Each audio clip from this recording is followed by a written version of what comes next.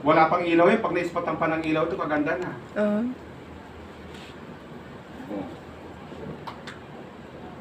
Tignan mo dito sa may salamin kita. Manang.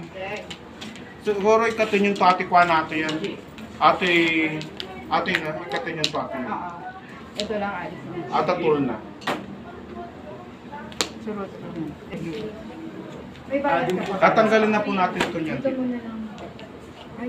Tapos mag-necklace po siya dyan.